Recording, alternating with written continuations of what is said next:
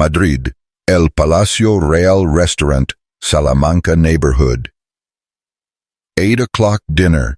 A 10-year-old girl, dirty and torn clothes, approaches trembling to an elegant table. In front of her sits Carmen Vega, 32 years old, millionaire of Spanish haute couture. "Excuse me, ma'am," whispers the little one with a broken voice. Could I eat what you don't finish?" Carmen looks up from her plate of 200 Iberian ham. She sees the blue eyes full of tears, the little hands trembling with hunger. "How long have you been without food, little one?" she asks sweetly. 3 days, the girl responds.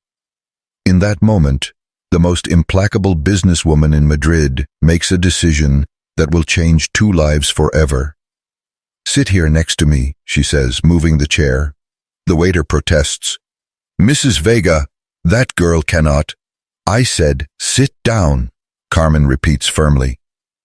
What happens next will shock all of elegant Madrid and demonstrate that sometimes kindness is worth more than all the money in the world. It was a cold and humid November night. The golden lights of El Palacio Real restaurant illuminated the historic buildings of the Salamanca neighborhood, while inside Madrid's elite dined, spending in one evening what many earn in a month. Carmen Vega was seated at her usual table. At 32, she had built a fashion empire worth 2 billion euros. Dressed in an 8,000 Palomos Spain suit, she always ordered the same thing: acorn-fed Iberian ham with a glass of Ribera del Duero Reserve. But that night she felt strangely empty, despite her success. Outside walked Lucia, 10 years old, who had lived on the street for 6 months. They called her the Little Blonde.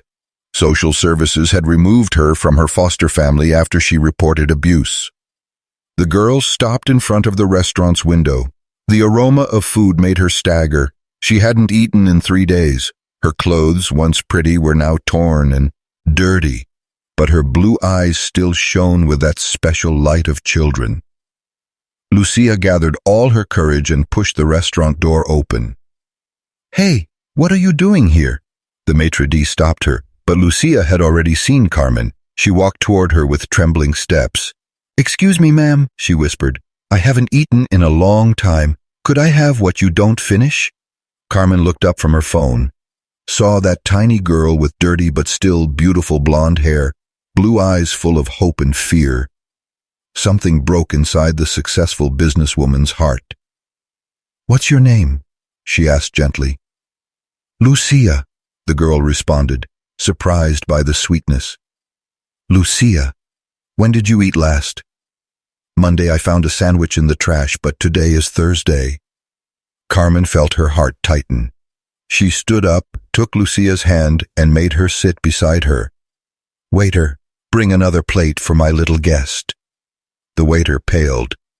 "Mrs. Vega, but that girl—" "She is my guest," Carmen said firmly. "And bring hot chocolate, too." Lucia couldn't believe what was happening, seated in a velvet chair next to an elegant lady who treated her as if she were important. And as the girl began to tell her story, Carmen understood that her life was about to change forever that night. While Lucia ate the Iberian ham as if it were the most delicious food in the world, she began to tell her story. "My parents died when I was 8, she said, pausing to savor each bite. "I went to live with the Garcia family who fostered state children." Carmen listened in silence, feeling a rage grow that she hadn't felt in years. "At first they seemed good, but they kept the state money and used it for other things. They made me work at home, clean, cook. They didn't always send me to school." "And social services?" Carmen asked. "When I tried to say what was happening, they didn't believe me. They said I was problema." Tick. Lucia drank the hot chocolate and smiled for the first time in months. 6 months ago, Mr. Garcia tried to touch me strangely. I screamed and ran away. Since then, I've lived on the street." Carmen felt her blood freeze. "Where do you sleep?" she asked with a trembling voice. "Under the Atocha arcades, sometimes in Retiro. When it rains, I look for the stations, but the guards throw me out. The difficult thing isn't the cold, Lucia said with wisdom beyond her years. The difficult thing is when people look at you as if you were dirty, bad, as if it were my fault. Carmen had tears in her eyes. She who never cried was getting emotional over an unknown girl. Lucia, you're not to blame for anything. You're just a brave girl who's had bad luck. Mrs. Carmen, you are very kind. Why are you so sad? The question hit Carmen like a punch. How did this girl manage to notice her sadness? Your eyes, even when you smile, your eyes are sad like mine when I think of Mama. Carmen understood something fundamental. She had everything money could buy, but she didn't have what Lucia preserved, the ability to see into people's hearts. I'll take you to a warm place for tonight, she said suddenly. Lucia looked at her with hope and fear. Really? You won't leave me like everyone does? I promise you, Carmen said, knowing her life would never be the same. Carmen took Lucia to her penthouse in Chambéry. The girl had never seen anything like it. It's like a palace, she whispered, looking at the high ceilings, the designer furniture. You can take a hot bath, I'll find you clean clothes, and then you'll sleep in the guest bed. When Lucia came out of the bath, she looked like a different person. Her blonde hair shone clean and perfumed. She wore one of Carmen's cashmere sweaters. You look beautiful, Carmen said sincerely. She accompanied her to the guest room. Mrs. Carmen, why are you helping me? Asked Lucia under the silk sheets. Carmen sat on the edge of the bed. I always thought success was everything, but tonight, seeing you eat with such joy, I understood I had never done anything truly important. You also taught me something, said Lucia. What? That good people still exist in the world. But at 3 a.m, Carmen woke to a noise. She ran to Lucia's room. The bed was empty. On the desk, she found a note. Dear Mrs. Carmen, you have been very good to me, but I only bring you problems. People like me can't be in beautiful places. Thank you for the richest dinner of my life, Lucia. Carmen felt the world crashing down on her. She went out in her pajamas and began searching for Lucia through Madrid's streets. Atocha, Salamanca, Malasaña, nothing. At 6 a.m, she called the police. It happens often, said the commissioner.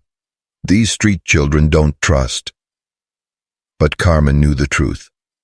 Lucia had left because she felt unworthy of that kindness. In that moment, she made the most important decision of her life. She wouldn't give up. She would find Lucia and show her she deserved all the love in the world. For 4 days, Carmen transformed the search for Lucia into her only priority. She cancelled million-euro meetings, hired private investigators, put up posters all over Madrid. Mrs. Vega, the stock market has dropped 3%, her assistant told her. Investors are worried. Lucia is more important than any business, Carmen responded. On the 5th day, a waiter from Atocha called. I've seen the girl from the poster. She's been here since this morning. She looks sick. Carmen ran like she had never run before. She found Lucia collapsed under an archway with fever and tremors. The clean clothes were dirty again. The girl was coughing with dull eyes. Lucia, she screamed, kneeling beside her. Mrs. Carmen, am I just a dream? No, little one. I'm here for real. Carmen took her in her arms. She was light as a feather. She was burning with fever. Why did you leave? Because I don't deserve beautiful things, Lucia whispered. I'm dirty. I'm bad. No, you are the most precious thing I've ever known, and I'll never leave you again. At La Paz Hospital, doctors diagnosed pneumonia. She'll have to stay hospitalized for a week. Fortunately, you found her in time. Carmen didn't move from the bedside for 6 days and 6 nights. On the 7th day, Lucia woke with clear eyes. Did you stay here the whole time? She asked weakly. Where else would I be? Lucia began to cry. No one ever stayed with me when I was sick. Carmen took her hand. Lucia, I want to ask you something important. Do you want to come live with me forever? But I'm not your daughter. You could be. I'd like to adopt you. I'd like you to be my daughter. Lucia burst into liberating tears. Really? Can I have a mama again? I'll be the best mama in the world for you. As they hugged, both knew they had found what they had been looking for all along. Are you enjoying this story? Leave a like and subscribe to the channel. Now we continue with the video. 6 months later, the adoption was official.